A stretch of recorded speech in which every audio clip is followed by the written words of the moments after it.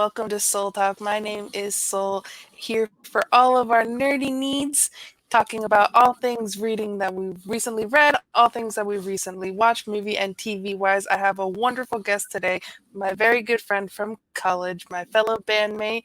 Last week we had Dakota, who also was in the baritone section, Katie, baritone section, my wonderful friend. How are you doing today? I'm doing all right. Awesome, awesome. So we're ready to get into all of these? Yeah, we're good. So typically the guest goes first, but we are changing up the order a little bit. So I'm going to go first into my recent read, which is Get a Life, Chloe Brown. So this is a book by, I don't know if it's Talia or Talia. I go back and forth. I think it's Talia Hibbert. She is a Black author from the UK. And this is a really cool book. It's when you go get a life, I'm thinking about 2020 and the fact that we're indoors and all of us kind of want to get a life, but we're all indoors. And this is a about a girl. Her name is Chloe, who she ends up walking to get coffee one day, and a car almost hits her, and like her life flashes before her eyes, and she's like, "My life is pretty boring." Goes, what happens if I die and people are going to talk about me? People are going to say how boring I was. And she wants to decide to make her life a little bit more interesting so that if the one day that she does happen to die, people say interesting things about her. So she makes a list of things to do. One of them that she does immediately right off the back, which is to move out. But her list consists of moving out, enjoy a drunken night out, ride a motorcycle, go camping, have meaningless but thoroughly enjoyable sex, travel the world with nothing but hand luggage, and do something bad. So this is a kind of an interesting list.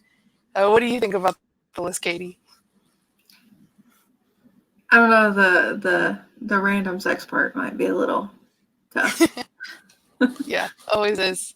It never follows that way whenever you're like, oh, it's just going to be random and then I'm going to walk right out. Never happens that way, especially in a romance book, which typically I'm not a romance book fan, but I found this and it was an interesting premise, and I was like, why am I falling into this romance book and following through this girl's life? But she's 31 years old, so she's not really a girl. She's a woman. And She's a lady. she's a lady. She's a classy lady from England. And but you have these two characters, Chloe, and then the person that she has the meaningless sex with. His name is Redford, goes by Red, and he is a redhead, so that was pretty funny. A redhead named Red, and Why does he sound more like a hick from like the backwoods of Kentucky than he does from Britain? I was thinking that too when I was picturing them in my head. I was like, why am I picturing Kentucky? Why am I picturing Tennessee? Why am I picturing this? This is in UK. Like I should be thinking British accent in my head and not like the people that we went to college with. And but he, that's the building that she moves in. When she immediately moves out, she moves into his building. He's a superintendent, and I think he's also in his 30s. They for sure tell us her age is 31. And but these two characters, they just, the way they interact. Chloe herself suffers from fibromyalgia, so it talks about medical issues and trying to find love and talk to people when you basically don't want to do anything because you're always in constant pain. And it really shines a light too on just the way the medical professionals can sometimes not follow through with people when they're talking about their pain, and they kind of ignore people when they have constant pain. And someone like myself, I have had knee pain my whole life. I have osteochondritis dissecans in both my knees. So that my original doctors thought it was growing pains and didn't think anything of it. And so I went several years without knowing what was wrong with me. So Chloe kind of has that, where she's talking about those things where she's at home, she's in pain, she doesn't know what's going on, kind of thing. And so it gets not only just the love story, but it also talks about things that are important and things that should be thought about more. This is an own voice story. The author of this book also has fibromyalgia, so she is talking about things that she herself has experienced, even though it is a fiction story. That's always better. It feels a little. It makes more sense, like when somebody who's actually experienced it, like talks about stuff. Right. When you don't know, you kind of just rely on stereotypes, even if you don't intend to. Yeah. And that's why own voice stories are so important, not just like from like the race perspective, but also from like the medical lens as well. Is that there is no stereotype there because it's your own experiences. So I guess we'll go into your recent reads, Katie. What have you recently read this month? I've got a couple. I've got my little handy dandy list here, so I don't forget. Um, Along with my very chaotic work sticky notes on my screen. So apologize if I just suddenly phase out for a second. Um, the first one is Bone Witch. So this is going to be, it's the first book in a series. I just read this one. And it's set in a fantasy world that's probably like Middle Ages-ish. And in this world, different forms of magic exist, but they're all kind of based on the natural world. So the ability to like control fire, earth, wind, things like that. But bone witches are special. Bone witches have the power over death, essentially. Oh wow! And yeah. And so this girl, the beginning of the book, her brother goes off to fight like in the war, and he gets killed by one of these like crazy monsters that nobody can kill. Like it's an unkillable monster, basically. And he gets killed trying to fight one of them. Well, when he comes home, she is like 13 years old, maybe 11, and she freaks out when he dies, and her power manifests itself. And so she raises her brother from the dead. Oh wow! Yeah. And so he ends up being like her guardian, I guess. And the book is focused on how she ends up meeting another bone witch who starts teaching her how to basically do her job. And it's got a lot of influence in more like Eastern philosophy, I guess. I'm not sure how accurate it is on all that. I'm not for sure if the author is somehow American, Asian American, but it kind of comes off as this whole book is like an interview almost, because every chapter in between chapters she is like older, like 18 or 19, and she's telling her story to this guy that shows up and meets her, and she's like living in a cave and she's telling him all this stuff. So it's kind of And have that like Hobbit or that Lord of the Rings treatment, where it's like let me start and then we're gonna go back into my story kind of thing.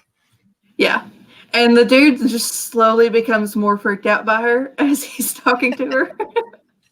That's funny. But I think it's gonna be a really interesting series. It's very well done. I think. So do you have any questions about that one? I was gonna say that as an avid reader, as you can tell behind me with all my books on my shelf, I have never heard of that book before, and now you just put it on my radar. That's up my alley. I like all Yeah. that kind of like weird fantasy witchy stuff. So that sounds really cool. Would you rate the book like pretty high? Yeah, I'd rate it about a 7.5 or 8.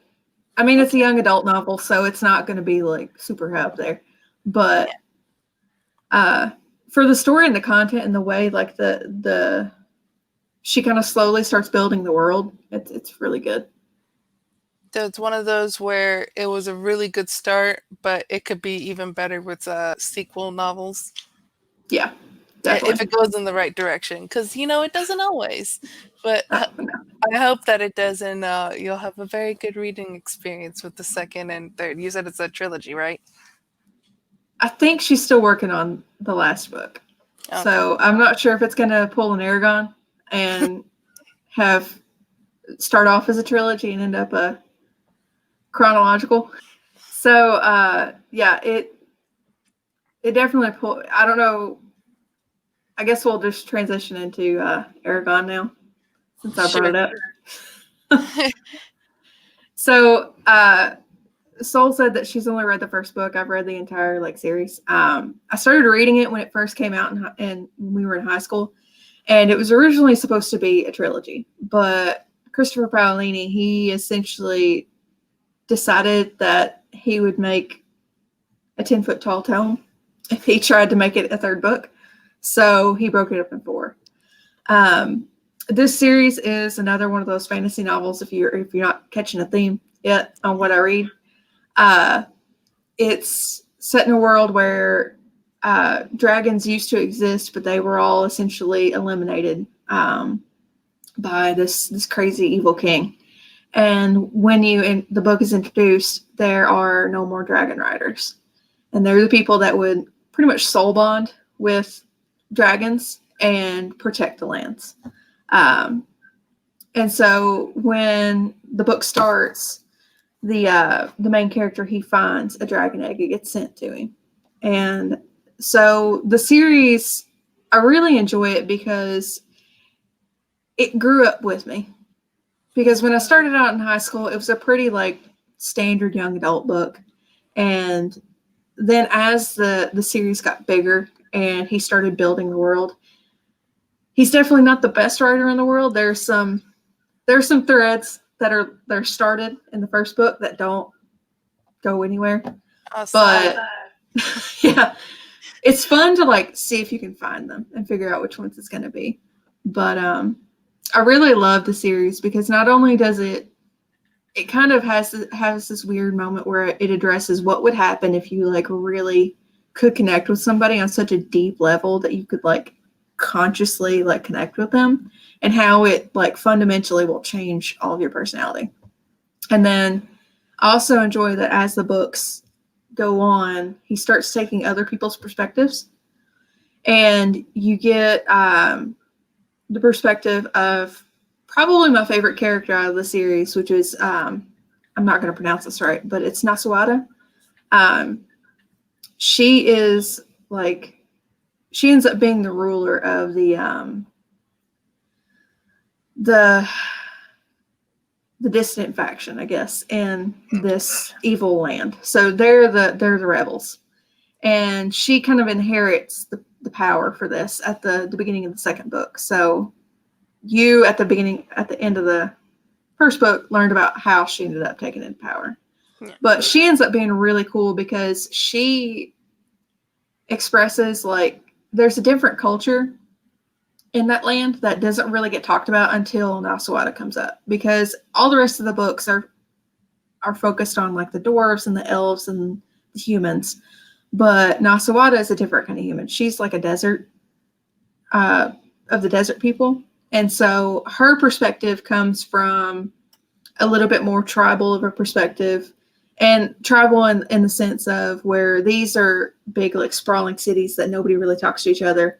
She works with people who are more tight-knit groups and families and how their societal structure is set. And so I really liked how it gives a different perspective, and how she ends up being like a really strong character while also being completely feminine, which a lot of books, if you're going to, unless they're like an elf and they're like all hoity-toity and beautiful, you don't really get a female character that can both be strong and very womanly. And I really like that for her, because she was described as being just gorgeous, and she always loved having like all these pretty dresses with all this lace and all the frills, but at the same time she could kick your ass. Yeah, well, she essentially did. Like she in one of the books, one of the other tribe chiefs comes and says, well, I'm a higher rank than you in our society, so I should be able to take over. And she says, well, no, you can't. You've got to compete with me for it. And so they do what they call like the trial of the long arms or whatever. And basically they cut slits on their arms all the way up their arms until one of them just either passes out or gives up. And she ends up like winning through sheer force of will. And she takes down like this 6 foot something tall man just by like intimidating him. And I really loved how that series, she was a really moral character that always talked about how to be moral but also fight a war and still be feminine and still be strong and all that kind of stuff. And I don't know. That was my This favorite was perspective. this was a book that I remember when I was reading it that I really enjoyed it, but there's so much about it that I've forgotten because I read it so long ago back in high school when it first came out, back when it was supposed to be a trilogy. So I remember, and I was like, oh, they made a fourth book. I wonder why. I remember that like being out in the news, in the booktube world, in the book Yep. community, and but yeah, this is always a series that I've wanted to go back to and read. I think I'm gonna go back to it in 2021. I just remember the book being so much better than the movie. Oh, yes, the movie was a travesty. The only thing they did right about that movie was number one, casting Jeremy Irons. There is literally nothing that man can do wrong. I love him to death. And then Garrett Hedlund, like he's just beautiful. And so anything that he's in, I'm not going to complain about. I Right. watched Tron and enjoyed it because he was in it. But yeah, the book was so much better. The movie butchered the entire story. But yeah, it's got some pretty heavy influence, I think, from particularly Tolkien and Mhm. Lord of the Rings. Like a lot of the structure, it almost seems like cut from the Lord of the Rings. But it is what it is. Still a good series. I You take reread it it for good. recently. Yeah. I reread it I the remember being high fantasy, and I was like, okay, this is my high fantasy. Because I've delved into different realms of fantasy when I read. That's what I mostly read. And there's the ones that are just like a little bit of fantasy. Oh, you got some magic here, you got that. And like the high fantasy ones, you have to like take your time with them because there's so many things that are introduced and so much of the world that you're like, my brain needs to remember them. And I know now, like, the older I get, the more I forget things. So it's like one of those where like, okay, I really, really do need to focus on this and not just have my mind wandering around. Oh yeah. I've been going back to like old stuff that I hadn't like watched or read since high school, and it's practically new. That's how it works. I mean, it was so bad I watched The Lord of the Rings and I was like, oh, what's going to happen next? Like, but um, so I guess the last book that we were going to bring up was Cold Mountain. Um, and the reason we kind of switched up the order is because I'm going to tie the book in with the movie. So I watched the movie first, and it is to date one of my top 10 movies and like one of my top 5 romance movies. And it's set in the Civil War, and the three characters there are the three characters in both the movie and the book. And the book and the movie both split the perspective between the male character and the female character. And for the life of me, their names are escaping me. The male character's name is Inman, and then Interesting name. yeah, it's very mountains kind of name. And then the female, I can't remember what her name is, but it's set somewhere in the Appalachian Mountains in the Civil War. And so the book I'm still working on because I watched the movie first. I really wanted to read the book to see how good it was. The general gist of the story is Inman ends up going and enlisting in the Confederate Army, and he goes and fights in the war. And the woman, can't remember her name. My brain says Elsa, but that's not right. She is a preacher's daughter, and she ended up having to move there from Charleston because her dad, the preacher, had some kind of lung disease, and they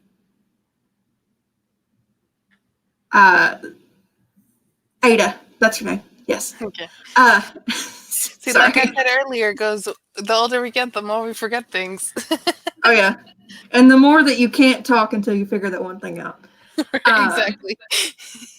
So Ada has to move up with her dad because he needs to be in the mountain air because it's better for his lungs. I don't know. It's the Civil War era. But she ends up falling like very deeply in love with Inman, and she's high society Charleston, so she's all about the dresses and the clothes, and she She embroiders and she paints and she plays piano. Inman is real deep in the holler, kind of quiet. He doesn't talk a whole lot. He is a bit odd, kind of, and she ends up just thinking he's the bee's knees, essentially. And when he goes away to war, she basically says, I'm going to wait for you. Well, he gets injured in one of the battles, like a major battle, and he ends up going to a hospital for like 10 months.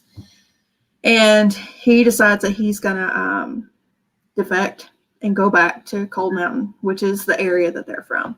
And so the whole series is about how he is trying to get back to Ada.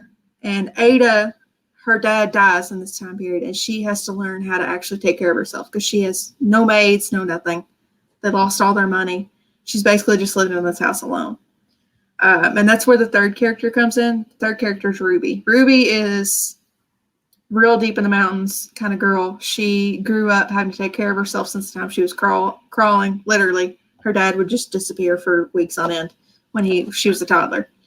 And so she comes to Ada's house because a neighbor asks her to go there and kind of help Ada out. And they end up becoming really close friends, and they both live together in the house. And Ruby teaches Ada how to be a working girl, basically. And the whole movie, it's I don't know why I feel like it's super romantic, but when you're in each of their perspectives, all they can think about is the other person.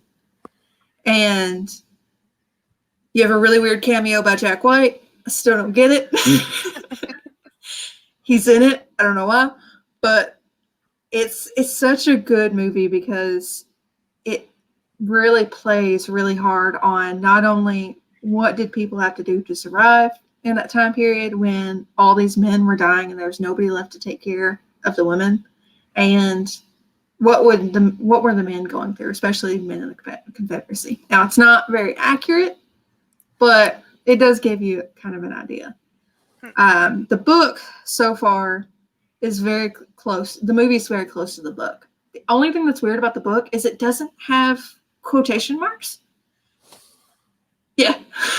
So this book was written in 1995, so it's not like it was just really old, like Jane Austen or something. No, it's just every time somebody talks, it's just noted by like a dash, and that's it. And it's super weird and so hard to get used to. It's a specific choice. But the book just really gives more detail and like depth to their thoughts and the story and why they fell in love with each other that the movie doesn't really hit on too much. Well, that's usually my philosophy when it comes to like things that are adapted from a book is I like to read the book afterwards. Because with me, it's one of those where if I read the book before, I'm gonna be disappointed in the thing for maybe, oh, you didn't add this, or oh, there was so much more of an understanding in the book. Obviously, because you get to get into their brains that you don't really, unless there's like internal monologue, which is never really that good in a movie or show. So, and so I always like watching it first, and then it feels like I'm getting like the extra like little treat, like the sprinkles on top of a cookie or or something that I'm getting while reading the book, because now I get to know what they're actually thinking other than just like seeing what they say and whether hopefully that they're good actors and they can emote what the feeling is from the book. So I always recommend reading after the movies or after the TV shows. I have to do it after just because I can only keep them separate as separate entities in my brain if I read it after. If it comes before, if I read the book before, then it has to be the same, or else it's not an adaptation. I'm really bad about that. The funny thing is, like, I'm exactly the same. If I read it beforehand, it's very much of like it's hard for me to separate the two. Where if I read it after, I do. Like my biggest example of this is I Am Number Four. That movie is barely anything like the book. And I love both. I watched the movie first. I loved the movie. I read the book and I was like, oh, it's like it's a different story. And so it's just the characters have the same names. Yeah. And so It's I like think Aragon. yeah, I watched Aragon after reading, and I was like, "What is this?" To be honest, that movie was a tragedy on its own. True, It, true, true. it didn't even like, even if it was dead on with the book, like, it still would have been terrible. All right, And the so books are the Aragon books. Going back to that, are so thick that it needs to be a TV show. It cannot be yeah. a movie. You can't fit that book into 2 hours. Well, you say that, but then they butchered Game of Thrones, so I'm a little hesitant on the turn it into a series. Hey, from what the books had compared to the show was good. It's when they didn't have any more source material to go off of is when it went off the rails. Yeah. Oh, definitely. Dana and D&D are definitely not good writers. Yeah. They're good But adapters, but not writers. And they yeah. did create a few like scenes that are not in the books in the show that like were good scenes, but yeah. Oh yeah. I think we'll talk about a show that they did in a minute. But I guess we can move on to a different To the movie if you yeah, the other movies you wanted to discuss. yeah.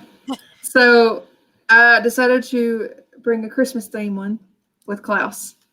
Um, so Klaus is a Netflix movie, and I had very little hope for this movie. I'm not really a Christmas movie kind of person, and I definitely don't like Christmas cartoons. They just usually end up terrible. But I was incredibly surprised by this, and it's like my new favorite Christmas movie. Like beyond the holdouts like White Christmas, and The Grinch, but this movie is basically about like the start of Santa Claus, like how he started, and it's set and it's based on this character who's like this really posh rich kid that his dad runs the biggest mail service in whatever this little area is, and he ends up essentially spending so much money that his dad tells him that he needs to grow up. And so he sends him to like the end of the world, some fishing town that he can't get back from. And he's like, you need to be a mailman there for 1 year. And if you get X amount of parcels that will actually be mailed, then you can come back, live whatever lifestyle you want, and you can be happy. So the thing about this town is they don't use the mail at all. They don't send each other letters. They don't send presents, nothing. And it turns out it's got a very Hatfield and McCoy kind of feel to it because the entire town is split into two factions and they're literally at war with each other. And so this whole movie, you're going into it and you're like, this is a Christmas movie? And you get further into it and the mailman, he meets this little kid, and this little kid draws a picture of some toy that he wants. And he wants it delivered to Santa Claus, or Santa Claus doesn't exist. He wants it just, he finds this picture from this little boy, and Klaus goes to deliver a piece of mail to Klaus. The mailman delivers a piece of mail to Klaus. Santa Claus. I'll get it right eventually. And Santa Claus sees this picture, and he decides that he's going to give this little kid this toy. And essentially the rest of the movie is about them begrudgingly working together because Klaus makes the toys and the mailman delivers them. But they kind of weirdly start getting all the pieces of Santa Claus, like the reindeer and the sleigh and all this kind of other stuff. And the whole movie is like so ridiculously cute, and how these gifts start making the children play with each other. And so by making the children play with each other, the families stop fighting with each other. And there's this really like heartbreaking scene towards the end about why you find out why Klaus has all these toys that he's been making. And it ends with Klaus becoming Santa Claus, the mailman helping him and also being Santa Claus. And the elves are like this random like nomadic tribe that help with making the toys and help delivering toys. And it's just such a cute movie. And I like how it doesn't necessarily follow the normal kind of Christmas movie kind of pattern, I guess. It would Still very probably kids movie. be good to show my niece because for whatever reason in their household it's not a Santa Claus household. In my brother and sister-in-law's houses, he goes, no, she's gonna know the gifts are from us. Which I guess like there's different households that have it. I know some friends that growing up here in South Florida that it wasn't Santa Claus that came to the house, it was baby Jesus that was bringing the gifts. So like each family has their different ways of how Christmas, but that sounds really cute. It And is. it was I think nominated she. for an Oscar. Oh yeah, I think you guys would like it. Um, the last two movies, they go together in kind of theme rather than like actually being associated with each other. The Bookshop is the next movie, and so the Bookshop is about a woman in a small town in Britain who decides that she wants to open a bookshop, and the rich lady in town doesn't like it because she's got this idea of some kind of cultural center. Um, so basically, the whole movie is about this woman just trying to fulfill her dream of owning a bookshop. And she meets another character along the way. He's this cranky old man, and he ends up telling her that he loves books, and he writes her a letter. He sends it with some kid because he doesn't leave his house, and he's like, whatever book you think I'm gonna like, send it to me. I'll send money back with the kid. And he's like, just don't send me anything written by Jane Austen. He's like, or something like that. He's basically like, it's so boring and mundane. So she sends him books like Fahrenheit 451 and things like that. And she ends up getting a hold of the book Lolita. And she sends it to him and asks his opinion. And he actually invites her to his house to talk about this book. And so she ends up getting this really sweet relationship and with him. And they really connect. But the book it ends kind of sadly, or the bookshop. And it's kind of one of those really bittersweet kind of movies. But it's really, really awesome. It's kind of a similar time period as a different book or a movie that I think we had mentioned to each other earlier, Guernsey, which we don't really have to get into. It's a similar kind of romance movie that I didn't expect I would love, but I did. But if you ever want to look it up, it's the Guernsey Literary and Potato Peel Society. It's really good. But my previous job that I had, my boss was just like, you need to read this book. So I read like the first few chapters of it, and then it was one of those where I got too many books from my library at once, and then it was time that it was due, and I didn't want to pay a fee, so I sent it back to the library and then never finished it. So it's one of those that I have to go back to. I would watch the movie, honestly. The book is supposed to be like a series of letters, and I don't really like books like that. But yeah, it's a really cute movie. And it's on Netflix, right? Yes. So there you go. Most of the time we're always talking about Netflix stuff, so you got things to watch on Netflix, guys. So, well, I guess we'll go into my recent movie, which that is probably one of my favorite movies out there. I think I'm gonna put this in like my top 5. It changes around from being like my favorite, but it's in the top 5, and that's My Cousin Vinny. Now, this movie you have, and Marissa Tomei's in it, and she won the Oscar for it. But we have Joe Pesci as Vinny, Vinny Gambini, and then his nephew is Bill Gambini, played by Ralph Macchio. And basically, Ralph Macchio and his friend are going down to, I forget exactly where. I think it's California. They're going to California from New York to go to school. I think it's either like I forget if it's undergrad or grad school, but that's a very short part of the movie is that they're driving down and they decided that they were going to drive through the American South. So they're in Alabama and they stop at a convenience store to get some snacks. and Ralph Macchio accidentally puts a because his hands were full, he puts a can of tuna in his jacket pocket and pays for everything and forgets to pay for the can of tuna. And then they drive off, and then someone else in a very similar car comes and kills the clerk at the convenience store. And so the cops come after Ralph Macchio's character and his friend, and they end up in jail. And he thinks that he's getting arrested for stealing the can of tuna, and so he's admitting to stealing the can of tuna. But because he thinks that he's admitting to the can of tuna, he's accidentally admitting that he committed murder when he didn't.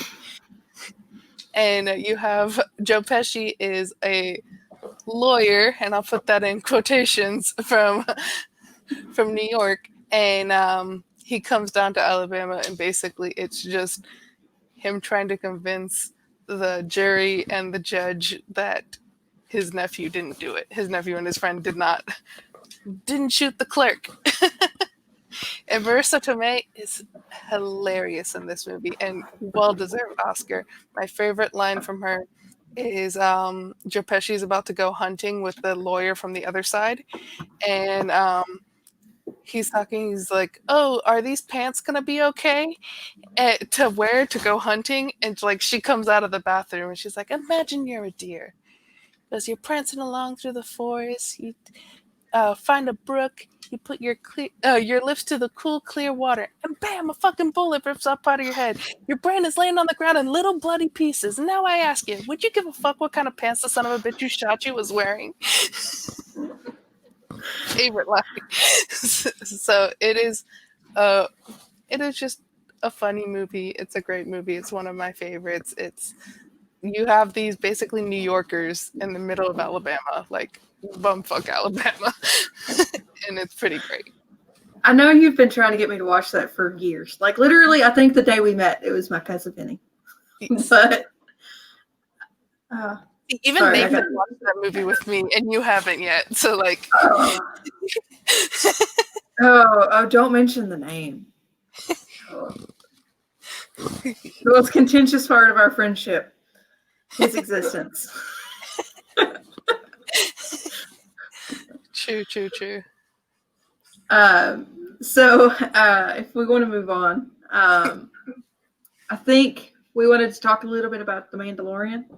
Yes, because you were talking about how you've been watching it. Yeah, so I think I'm like one episode away from the end of season 2, and Pedro Pascal is just he's bae. So I gotta love that movie anyways. And then just the baby Yoda. I don't want to spoil his name, so I won't say his name, even though it's been all over the internet. I absolutely love the show just because it is my favorite part of it is just the fact that every single episode almost it's Mando goes after a bad guy. The bad guy says, "Why did you bring a baby here?" And he's like, "Because I'm not going to leave him on the ship." And then proceeds to kill people. I love it so much. And the baby Yoda is like so mischievous. The whole episode where he's just sitting there trying to eat all the eggs, I was crying laughing. And the fact that Mando was just like, "Okay, you just got to stop." But he didn't stop him. He just like moved him slightly. You'd think that Mando would have figured it out, but he didn't. But Baby Yoda's hunger is definitely hilarious this season. The blue cookies, I still love them. Yes. Yep.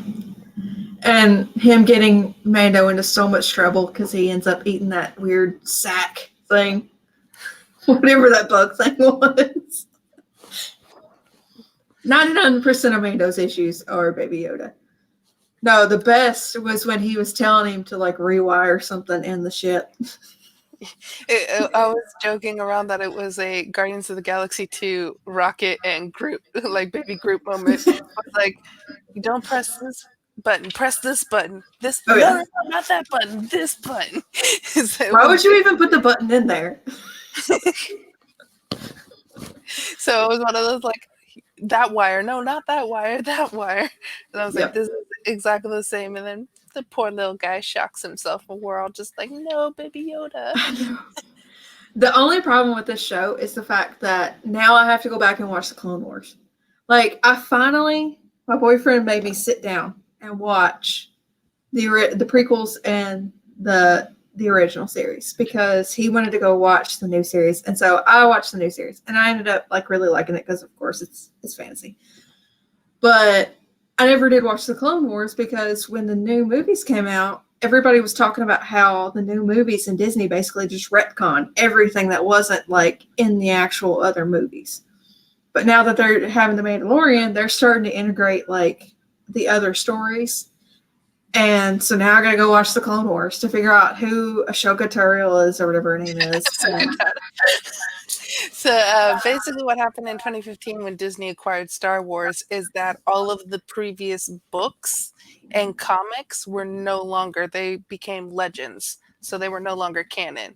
And anything from then, like, so any show or book or comic book would then be canon and would count for the full thing. But all of the movies still counted, and the Clone Wars movie and the Clone Wars TV show counted because I think that came out before the Disney acquired Star Wars. Yeah, so I'm gonna have to go watch all that. And then Ewan McGregor is coming back. I'm so excited. He's gonna be Obi-Wan again. And Hayden Christensen's coming back too. And he's gonna look hella weird. I'm just judgy. I'm judgy. But Hayden's my boy. I know. I'm Yeah. child of the prequel era. Hayden's my boy. I know. And you tried so hard to get me watching them, and I was like, no. I even fell asleep when you had them put on. In the same vein of I fell asleep. Well, you were like, you haven't seen Man of Steel? We're going to watch Man of Steel. And then I fell asleep on your couch. And so all I got was when they were on Krypton, and everything after that, asleep. Henry Cavill is like the greatest creature in the world. The fact that he's nerdy, that he hurt himself right at the time that Cyberpunk came out,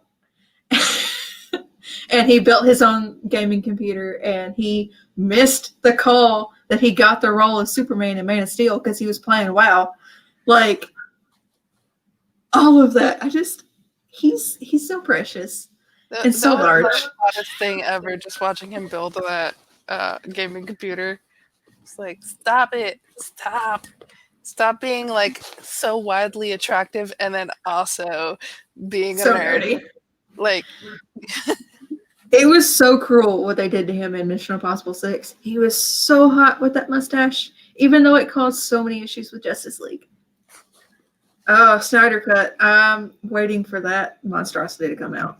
But that's not what we're talking about today. I could do an entire hour-long episode just about that. Any other shows you wanted to go into? Depends on how much time you want to take. Let's go for it. Go for it. All right. So, since we both watched The Boys, we'll talk about that really quick. Okay. I love the gratuitous violence. Carl Urban, I have the saddest crush on him. Like, he's such a terrible actor. He's a terrible actor. And yet, I love everything that he's ever been in. It doesn't make sense. Doom, with like The Rock, like the first movie that The Rock was in, is like a masterpiece. It's horrifyingly terrible. Then a masterpiece. And everything that Carl Urban has ever been in is essentially that. Like, the fact that he was in Lord of the Rings and I didn't know it. And then he was also in Thor Ragnarok. And I was just like, hey, it's a different Lord of the Rings. Just, I don't know. But the gratuitous violence on that show is just priceless. And the fact that it wants to do a take of what every like superhero would be if they were just like batshit crazy. I love it. It's basically the Justice League, but if they were in our world today. Yeah. And I know Katie, I'm considering myself more Marvel, but I do love DC as well. Katie is a full DC girl at heart. and always been trying to push me to do more and more DC, and probably the one who showed me more and more DC other than just Batman because everyone loves Yeah. Batman. I mean, I'm leaning more towards Marvel just because their cinematic universe is just so much better. But if we're talking comic books, I'm definitely DC. But yeah, that the whole show, I just I love how ridiculous it is. And not only is it ridiculous that it has all of that violence, but then it also touches topics that are so poignant Yeah. in like today. And they didn't know that it was going to be so poignant when they were making it. Like they knew it was going to be a little bit, but the fact that it just became even more poignant with what was going on at the time that it was released. And it was like, oh, we were just like talking about some stuff, but then it like actually is showing more stuff about this. And it was like they had predicted the future because the shows are obviously made in advance, so they had no idea what was gonna happen. But the fact that it felt so relevant and so here and now, especially the second season. I will. I kind of agree and I kind of don't. Like, I think some of the stuff that they used that people are like, oh, well, that's just what's happening today is a little overblown. Mhm. But other stuff is, I don't know. I don't really like using that show to draw direct parallels just because the reason I stopped watching Watchmen is because it got a little too into itself. And that's why I like The Boys because, yeah, it does have some parallels with what's going on now, but for the most part, it doesn't take itself that seriously. Like, Yeah. it's not trying to be a commentary on the world, it's supposed to be a commentary on comic books. And so, like, everything that's happening in the world in The Boys, especially season 2, yeah, I'll agree that there are some strong parallels, but for the most part, it's really attacking the way that comic books have been for years and the way comic books rely on stereotypes and stories. And so other people can go further and argue more about it, but that's just kind of my opinion. I do think the Nazi thing was just, I was sitting there watching with my boyfriend, like, see episode 2 where she kills all those people in that apartment complex or something. And I'm like, she's a Nazi. And he goes, no. He's like, she's not. And I was like, she's super racist. She's like super racist. Like, she hates anybody who's not white. He's like, no. He's like, that's not true. He's like, she just killed those people in the apartment complex because she's a murderer. And I was like, no, she killed them because they were poor and they were not white. And then, oh, I felt the vindication. But she ended up being a literal Nazi from the literal Nazi era. I was just like, yes. Because gotta tell your boyfriend like to never argue with you. Come on, he should know better. I'm wrong more often than not, and he's usually right, but don't tell him that. And then the other ones that we've been watching are, of course, Henry Cavill and The Witcher. And I played The Witcher first. There it is. I played The Witcher 3 first, and if you haven't played it, seriously, play it. It's one of the more like expansive, like, and well-built games. And the ending is somewhat dependent on your choices, but more of your choices like towards endgame. But it's such a good game. Like the lore and the history behind it is based kind of roughly on the books, but the TV show is based more on the books than it is the games. So people who went into it and were disappointed because it wasn't like The Witcher 3 just didn't really understand that The Witcher 3 is not actually that much like the books. And so, but The Witcher series, I'm loving it so far. Like, I really liked that it had such a messed up timeline and that you had to figure out what was going on during that entire show. If they do it again in season 2, I'm going to be mad because it's just like beating a dead horse. But the way they did season 1 was really good.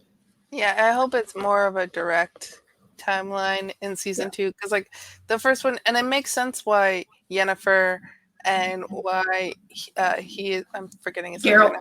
Geralt, yeah, Geralt is because of who they are, why they don't age. But then like his name is I think Yes, here.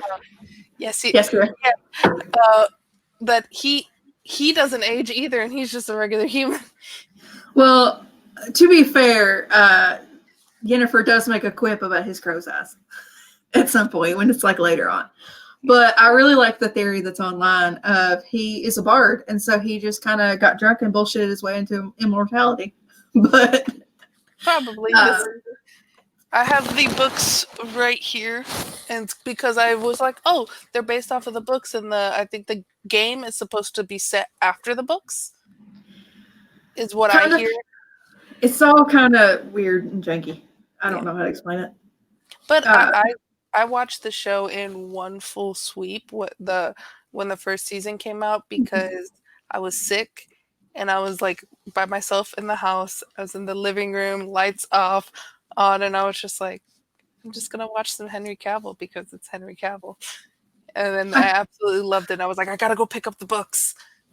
I convinced my parents to watch it, and then we got about halfway through. It was like 1 o'clock in the morning, and we were gonna go to bed. And my mom looks over and she goes, "But I don't want to go to bed. I want to finish it. I don't know what's going on." She was probably like, uh, more Henry Cavill, please. I know. I love it when I can convince her to watch something and she actually likes it. But yeah, the Witcher, just all of the lore that's with it because of the books and the video games and now the show. Like, I think has the potential of being what we always wanted Game of Thrones to be, because where it's guaranteed for essentially guaranteed. Always know Netflix, they could pull it, but for so many seasons, I think they probably are going to do like Avatar, The Last Airbender, and Justified, where they're going to have a specific story that they want to tell, and they know how they're going to separate it out. That's one of the best things about that show, Justified, and why I loved it so much, because they knew they wanted that X amount of seasons. They knew how they wanted the story to move. Yeah, and so that last season was just the crazy losing your mind season, but it all culminated and ended just right. And so I hope that they do that with The Witcher.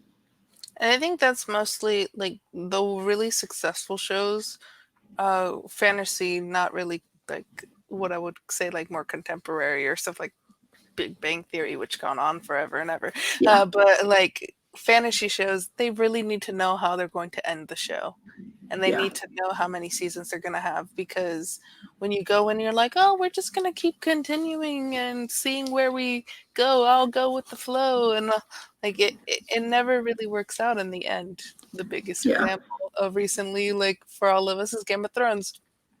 And then also you can see that too with that was the main criticism of the Star Wars movies, is that they didn't know where they were going. And so hopefully people will learn from their mistakes, and like when they go into things that are otherworldly and fantasy and sci-fi, that they're going to not only know where to start but also know where they're going to end. Yeah, but if we've learned anything from anime, they're not going to. Japan's had like a 50-year like case study in this that they just never learned. So I doubt we will. Never ending. Yes, One Piece is different. One Piece is actually still going in the comics. Yeah. But the last show that I wanted to talk about is Man in the High Castle. So I don't really know how to talk about the show without spoiling the literal plot of the show.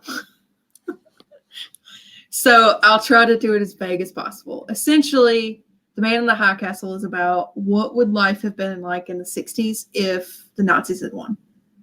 And so by extension, if the Nazis won, the Japanese won. So Hiroshima and Nagasaki never happened. I think they talked about how Germany dropped a bomb on somewhere in America, and that's how they won the war. They created their own nuclear bomb. So they've got their own version of whoever the American scientist was that created that. So this series kind of focuses on a couple main characters, one of them being a Nazi agent who lives in New York, and then a woman and her boyfriend who lives in San Francisco. and the whole show is about how they end up meeting and interacting with each other, and primarily about her and how she starts learning about the world that is around her, why the world is the way it is. If are there other alternatives and possibilities about changing the world and fixing things and getting back to America? Because in this series, the West Coast is Japanese and Japanese run, and so she lives in a Japanese state, basically. And then the Nazis, of course, take over the East Coast, and then like basically Middle America is just a dead zone, like a free zone that they don't talk to each other. That just leaves that open. Flyover. Yes, essentially. And I just really like how they approach what would have happened to American culture if it was taken over by these two different ideologies. It's really creepy to me how the families in New York are almost the same, except they just have like super racist and ableist kind of talk. But I can't really talk about any more of it without spoiling it. The only thing I can say is that John Smith is like one of the. His title is Obergruppenführer, and I think it's essentially like a level of like general-ish, like a low-ranking general in like the army. Don't quote me on that, but I love him. He's totally evil, and yet he's so great. You do love the evil characters, though. Yes. When they are evil, but have like the best personality, that's my favorite kind of character. Like, ever. I could go on my list about all the evil characters that I absolutely love. I had to Google real quick to make sure that I wasn't spouting falsities. So the scientist who created the atomic bomb, J. Robert. Oh, my phone decided that it was going to answer for me.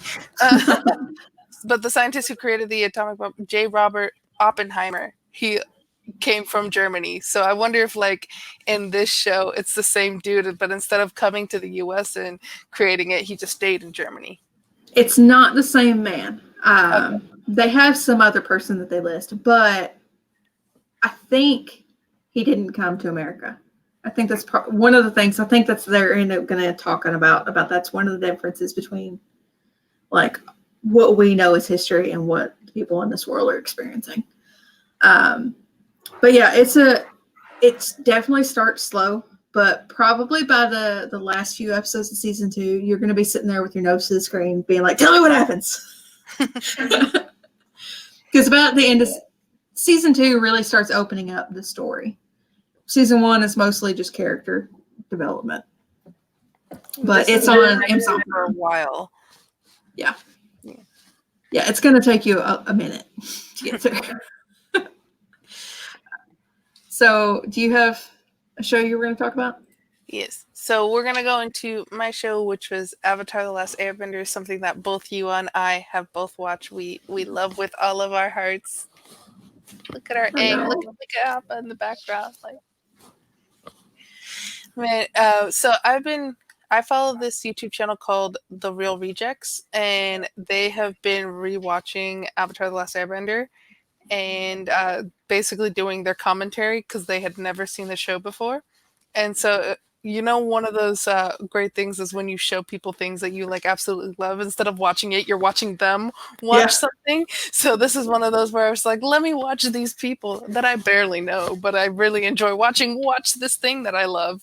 And so just seeing like the commentary of like adults who have never seen this show before, but like actively enjoying it and actively like having their comments and like they'll like predict things, and sometimes they're right and sometimes they're not, and so like it's just one of those like fun things. Like, this is what entertainment has come, watching people watch things. Yeah, it is interesting going back and watching it now that we're older, though, just because like number one, Sokka is bae. I used to be a hardcore Zuko fan, and I still am, but Sokka like has probably the best character development of the entire show, other than Zuko. Like the way he goes from being just a sexist pig to just being like full-on misogynist first few episodes. And then he like I just love his character, and he has to deal with being the normal person in a world of like special people, and how he has to come to terms with that. I just love it so much. But one thing that I did notice watching it through again is poor Azula. Like, it doesn't really show it very well because she looks like an adult in the show with like all her makeup and stuff, but she's like 14. Yeah. And her dad has been like, 14, 15 years old, yeah. yeah, because Zuko is like 16 or 17, and so she's like 14. And how her dad has just basically been like brainwashing her whole life and abusing her. And the poor thing, like, you get why she is the way she is. She's totally evil, but you feel so sorry for her by the end, especially when she has a breakdown. Mm-hmm. Like, and you start really figuring out, like, she just wanted to be loved. Like, it's a it's a bad trope, like, especially since she, in the comics, they really bring up that she does have a genuine mental illness. Like But in the church, yeah. I was yeah, gonna bring that up. I haven't read them, but I've done enough like deep dive into Wikipedia that I've basically read them at this point. I have them right over there on my other shelf, but basically you go in and it's Azula has this where Azula and Zuko both. So you have one parent, the father, who favors Azula over Zuko, and then you have the mother who doesn't mean to, but ends up favoring, or at least like in Azula's eyes, like she thinks, oh, she loves Zuko and she doesn't love me, which is not true, and it shows kind of in the comics like the way it is, but the fact that the father favored Azula so much and was so mean, awful to Zuko, the mother paid extra attention to Zuko to make sure that he was getting the love that he needs. And so Azula wasn't getting what she thought she needed from her mom. And Which her she father, honestly didn't. which she honestly didn't. And then her Yeah. father, like even though she was favored by him, it wasn't love the way that like love should be. It was very toxic kind of love. And so she, at least like Zuko, had people like his mom who the love that she was giving him was like legitimate love, and Uncle Iroh, which was like legitimate love. And Yeah. so you can see too that like you have these two kids, and just depending on how their parents treat them completely changes the way that they both go about the world. Yeah. And it does kind of, I think the comics do a better job of delving into why, but I do kind of like how they've started tying in like real world parts of it about how um, they're called ACEs, adverse childhood events. They've been studied for a really long time. I'll go into a little bit of detail about them. ACEs were originally brought up by Kaiser Permanente, I think, the insurance company, because they were trying to figure out why patients in California were costing so much money, basically, and particularly the ones who had severe mental illness or substance use. And so they started investigating what was going on with these people and getting deep dives into their lives, doing extra interviews, looking at their social history. And essentially, they found that there were a certain list of events that tended to repeat in people who had pretty unfortunate directions that their lives had taken. And they called them adverse childhood events. So this could be anything from the death of a parent to your parents divorcing to having to move a lot. Like, it's a whole big list of things that Kaiser Permanente, I believe is what it's called. I may be completely wrong.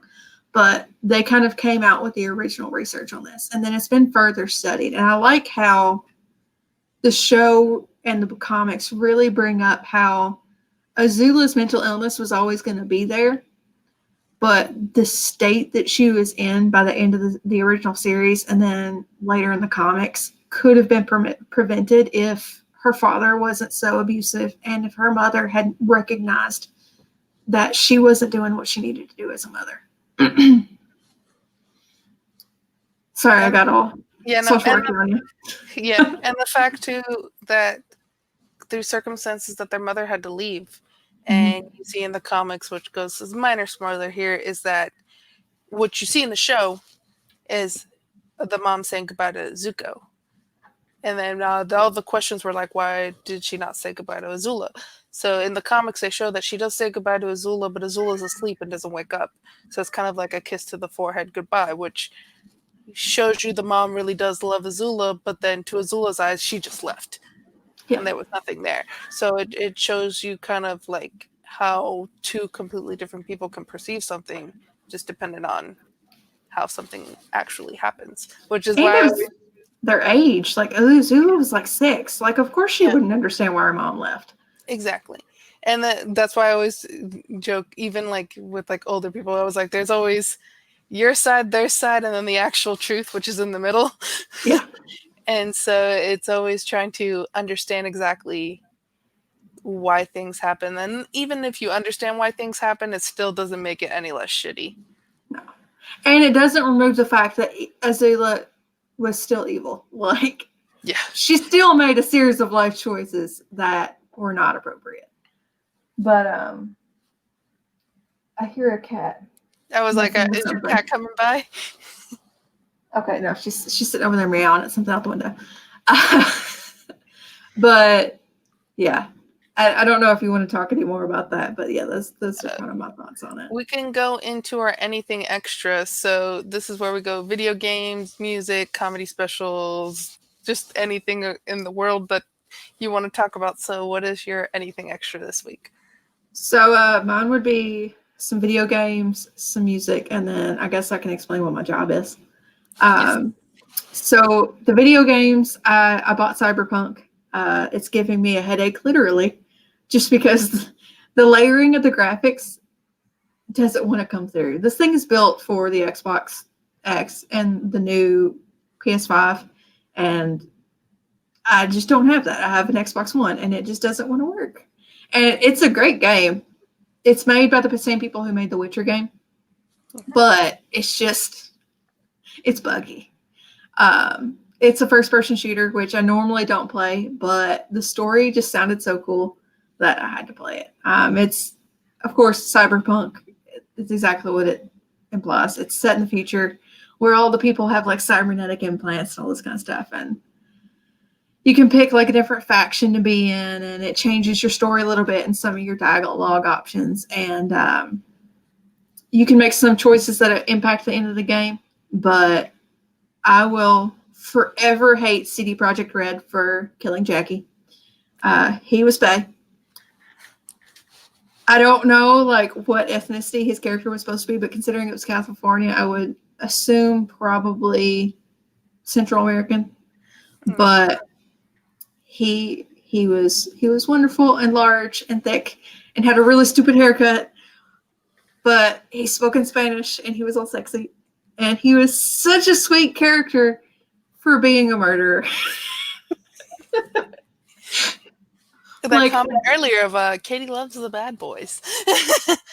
the sad part is he's not even really a bad character. Like the way this whole thing is set up, it's like post-apocalyptic, and you basically have to like kill or survive. And he ends up being in a gang for a little while with Valentinos, and like he gets out of it because he doesn't want to be that kind of person anymore. But he still has to like hustle for a living, and he's already killed people, so he's not like that opposed to it. But at the same time, he's like the sweetest character ever. He flirts with everybody he meets, but he is like hopelessly in love with this woman, Misty. Like, talks about her all the time, just completely in love with her. And he's like the sweetest character, and he freaking dies because he was a plot device and nothing else. And CD Projekt Red can go to hell for that. Like, all the way down to hell. It doesn't matter that they made The Witcher 3 and it's like my favorite game. But the other game is Warframe. So he's your video game boyfriend. Yes. Jackie was my video game boyfriend. But the other game that I'm completely addicted to is Warframe. It's a free-to-play game. You can download it for free on Xbox, PS5, or PlayStation, PC, whatever. You can download on your Switch if you have a Nintendo. Like, it's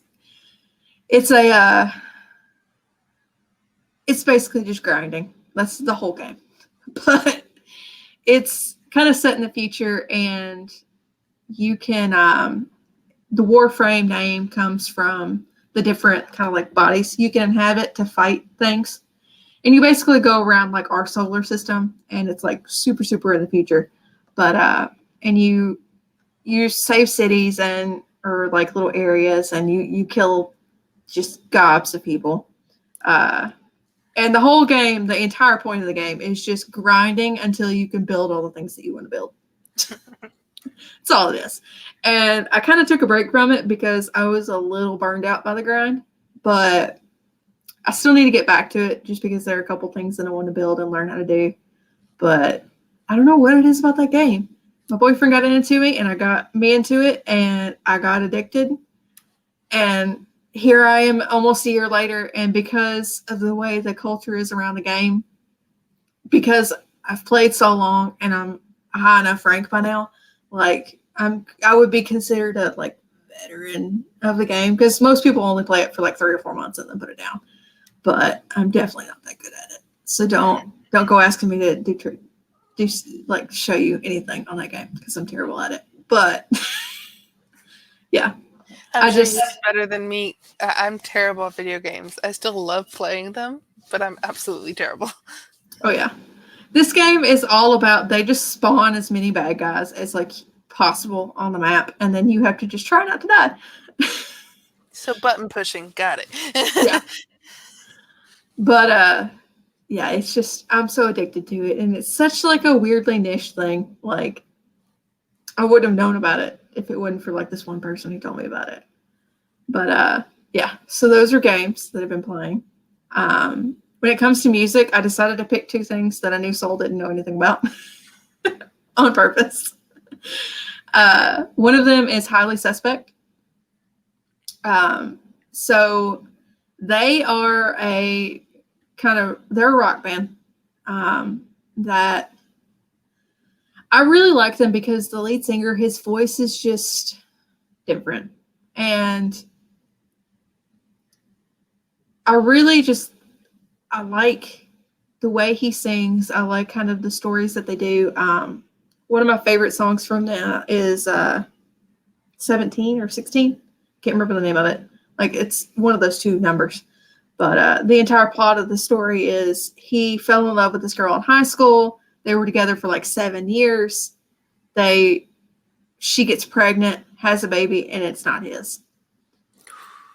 Yeah.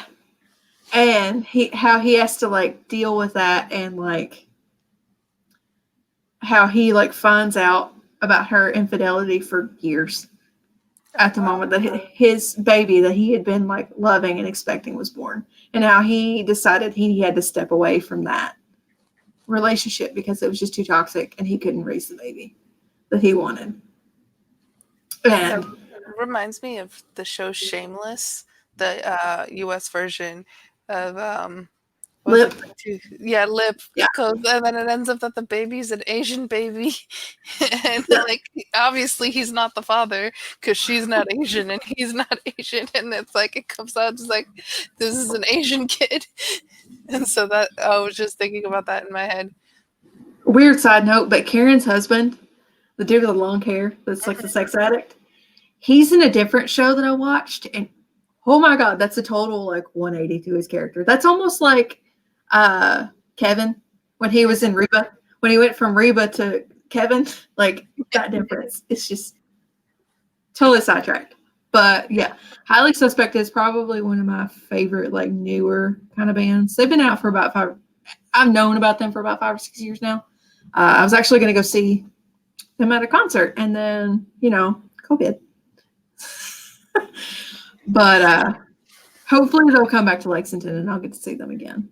But the next band is Eskimo Cowboy. And the only reason that I bring them up is just because they're so bizarre. Like, they're like metal EDM. Okay. And it's just weird. And I love it. Like, it's like you get the dance music in the background, but then you have like this like screamo metal singer on the top. And I don't know, that's all I can say about it other than the fact that that's literally the only reason I brought it up is because I want you to listen to it and just be like, what is she making me listen to? As I often do with you. With the genre mashing, I love, even if it's like something that where I'm like, I'm not going to listen to this again, but I enjoy that it's genre mash because it's funny. There's one of my favorite bands, Molotov Jukebox, Yeah. which is Natalia Tena is the lead singer. So, Osha from Game of Thrones and Tonks from Harry Yep. Potter is part of a band, and uh, the fact that like that band has like accordion, trumpet, violin, acoustic guitar, and like bass, and then she's like lead singer of it, and also playing the accordion. I was like, these instruments should not go together, but these instruments do go together, and it's just this interesting mashup. So yeah, that's another one that I just thought of now. Oh yeah. Like we could every subject that we've talked about today, we could go on for another 6 hours and at least talk Yes, about. true, true, true. And we have before. Oh yeah. There's more than one night that we were in college that we didn't sleep and had to go to class because we just sat up talking about the most random things in the world. Or you'd show up in my apartment with a tub of ice cream. Did I do that? I Yes, you thought I did. at least texted you at first. No.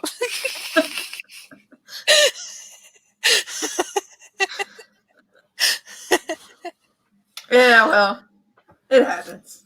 It happens. So we're gonna But go into my anything extra, and yep. that's Spotify. I don't know how long they've been doing this for. I know they did it in 2019, and they're doing it again this year, 2020. Is showing you what have you listened to recently? What were your most listened to songs? And apparently, Spotify thinks that I only listen to Latin music. Because like every song, I think there was like only one or two songs that like when I went through the list that were in English, and I was like, yes, I listen to Spanish music, but I listen to way more than Spanish music, and I listen to all types of genre, and it was like, nope, Latin music only.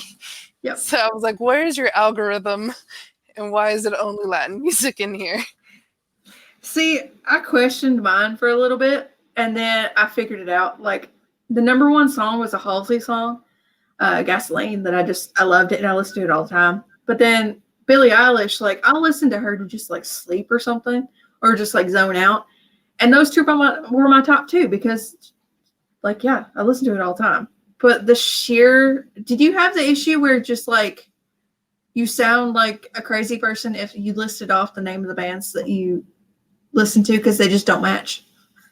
Because mine did. Mine didn't match at all. Mine were just only Latino like artists and only Latino songs, like in the where it was like the top five. Like the picture was like it had Maluma, CNCO, J Balvin, and I was like, yes, I listen to these people, but what's going on here? Yeah.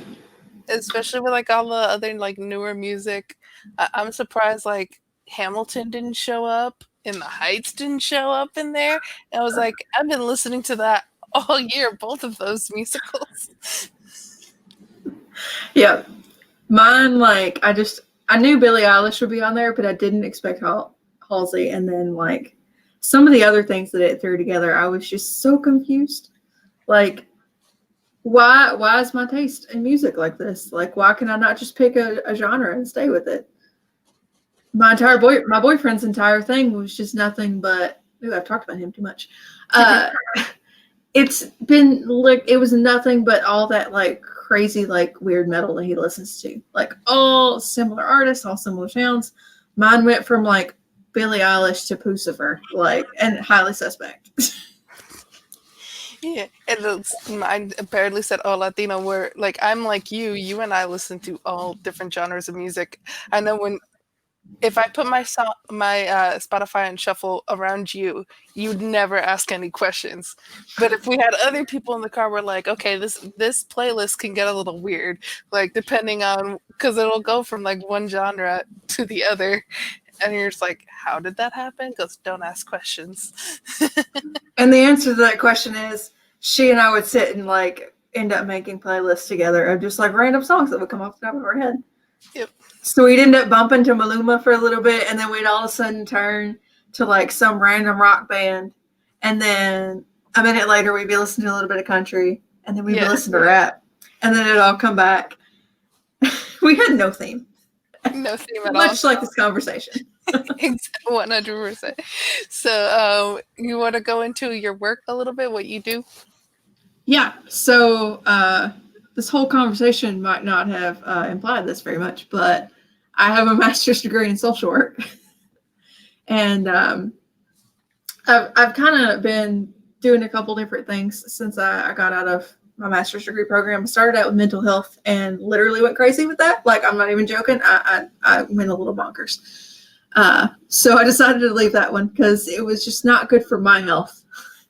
And in turn, I probably wasn't doing the best job in the world with my patients. It was one of those, my therapist needs a therapist. Yeah, pretty much. Like, it got to a point to where I was like literally physically ill all the time because I was just so stressed out I was a ball of stress that whole time. But I ended up moving to a rehab hospital to do case management, and I've discovered that my peak goals in life are to be a case manager in a hospital.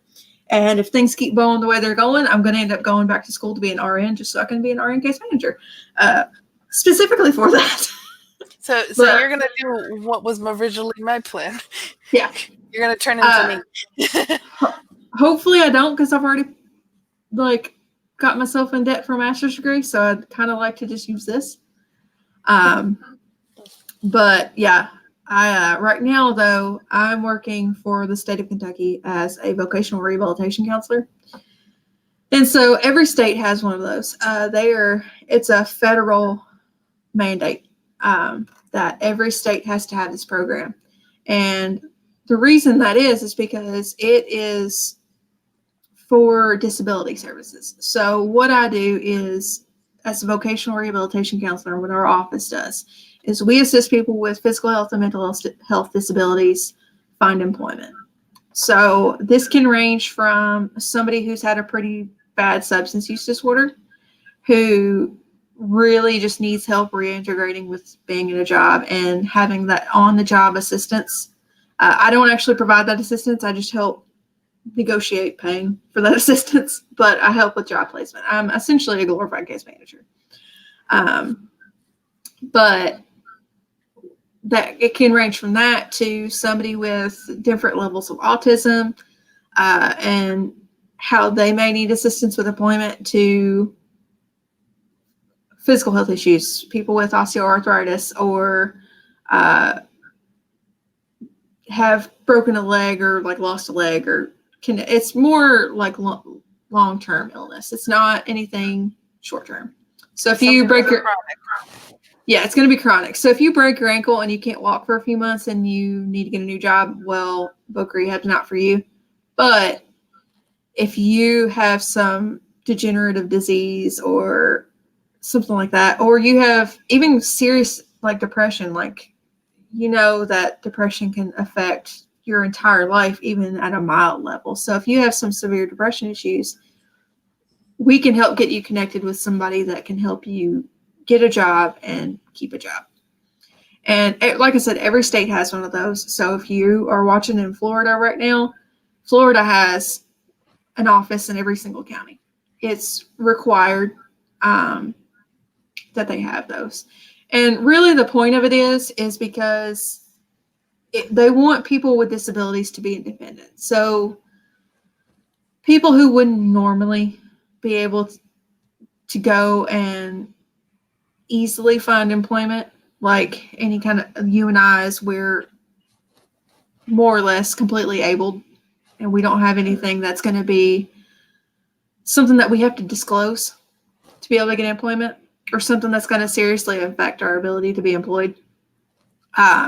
That's the point of voc rehab, because we want to make sure that maybe we need to help people get off of Social Security, because as good as Social Security is for helping people, research has shown people feel better about themselves. They feel more productive when they're working. And so we either want to help them get completely off and get completely independent from Social Security, or to have some kind of other income so that they're not living at the poverty line. Mm-hmm. And so my job is all about making sure that I meet people with disabilities with an open mind and considering their position as best I can, and how to help them get through their goals and help them be independent. Someone find, like, let's say they don't know where to go to find something like this, to they need help in whatever way, how can they go about finding someone like you to help them with this? So if they need voc rehab, if they need assistance with employment, well, so finding a job that they can keep and they can do well, they can just Google vocational rehabilitation in Florida or in Kentucky. And it should pull up, yeah, or whatever state. And it should pull up that actual state's website. It's all going to be state organizations. There are smaller organizations that do job placement and supported employment, which supported employment is basically somebody goes to the job with you and helps you learn how to do it. And then they stay with you long term, or longer term, I should say, to make sure that you understand the job, that if you come up on anything unexpected in the job, that they can help you troubleshoot, problem solve so that you don't lose that job. There are those services, but voc rehab can help coordinate those services and find out what the best fit is. At that point, you just really just need to call the office that's in your county or in your city. Right, I know for Lexington, there are two offices in Lexington. So just depending on where you live is where you're going to get sent.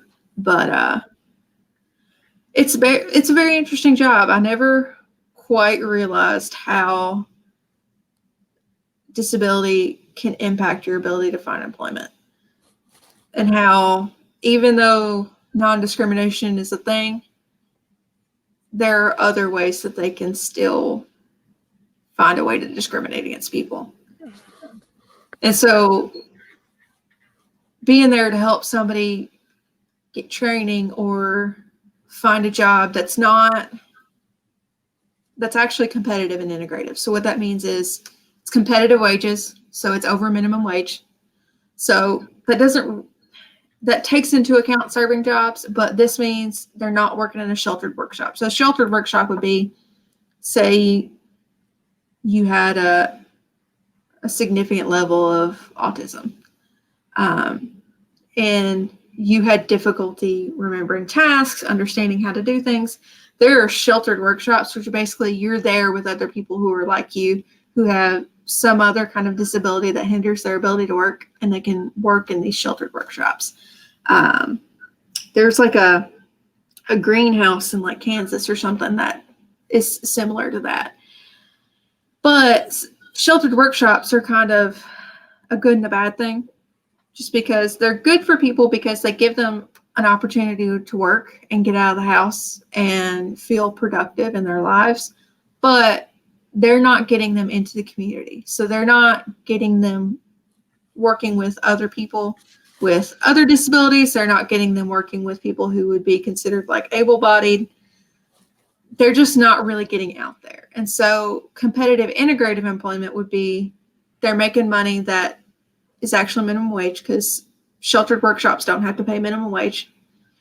And then they're getting them out there in the community and actually interacting with other people. And so that's really the whole point of this, is to make sure that we're taking care of people that financially maybe aren't in the best position, and emotionally they may need assistance. And you do such great work, and it's just having, like, knowing people that do so many cool things, like you and Dakota, and then like all of my other teacher friends and things like that, where it's just like, man, I'm so inspired by all of the work that you guys do. So yeah, it's definitely hard, but especially when I got to deal with the realities of I am working with taxpayer dollars, and so on some level I have to make determinations that I probably wouldn't want to make normally. That's definitely one of the harder parts about the job. Well, I guess we'll end up this episode of Soul Talk. Where can the people find you, Katie? I mean, they can technically find me on Twitter. Don't really get on there much, but I mean, I'll approve a follow request. But other than that's about all my social medias. Not really super interesting. 9410, there, right there at the bottom. Yeah. Yeah. And so it's probably more interesting. I don't know, probably not. You can find me at SoulGovin on Twitter and at soul.k.govin on Instagram. Remember to hit that like button, and if you haven't subscribed yet, please do. We would very much enjoy that here on the Media Studies Network YouTube channel, and hope you have a great rest of your week, and we'll see you next week. Bye, everyone.